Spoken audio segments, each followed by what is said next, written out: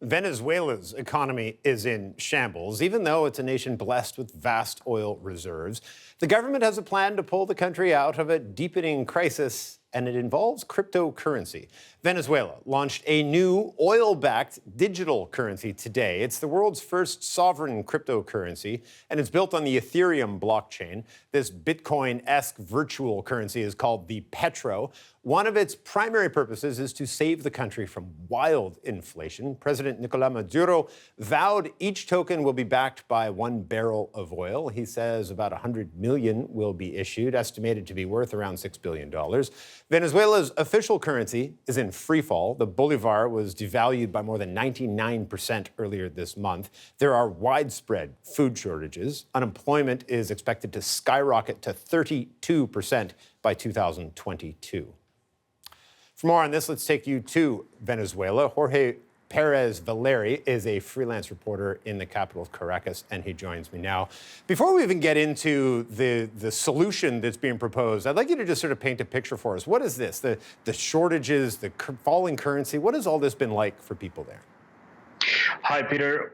People are feeling just frustrated after 4 years of economic and financial crisis, and the solutions for them seems to not appear, at least in the short term.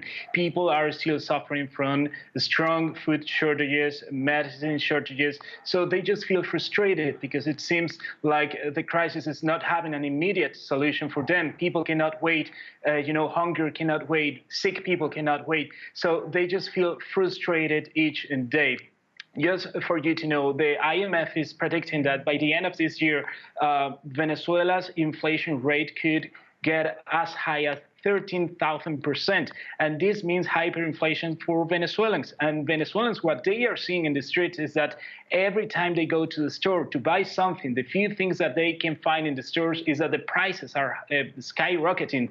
Every day prices changes. So taking into consideration that the minimum wage in the country is also the lowest one in Latin America, people cannot have access to products that the few products that they can find are so expensive for them.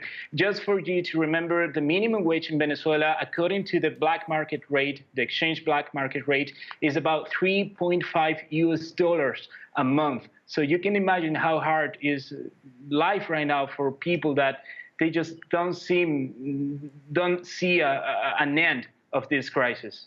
And let's talk now about the solution, this cryptocurrency. What are people there saying about it? There are two parts of the country. Pretty much the people that support the government, they are having some expectations that maybe this is going to bring like a miracle for the country's economy, since they are expecting that solutions. But some other part of the country, pretty much those that oppose the government of Nicolás Maduro, consider that this is another idea that is going to fail because international investors have few confidence, have few trust in the government, and they don't think that this is going to solve, for example, inflation, food shortages, medicine shortages, and the other economic troubles that the Venezuelan economy is having. I mean, part of the problem that they're proposing, the issue with what they're proposing here, is that it's not a wholesale switch to a new currency. It's just adding an extra one in. Are people debating the merits of the economics behind this? I mean, we saw what Brazil did in switching its currencies to try to tamper down inflation. Is there merit to introducing a program like this, or is this just sort of a big flashy distraction from a core problem? The thing is that most economists and analysts consider that the Venezuelan government is trying to get, in a short term, more money to solve their financial problems.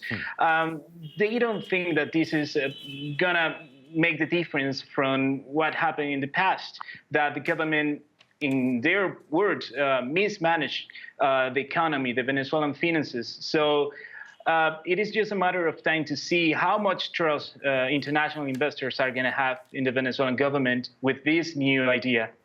No doubt. Listen, thanks you so much for making the time to speak with us today. Jorge Perez Valeri is a freelance journalist in Venezuela. He spoke to us from Caracas.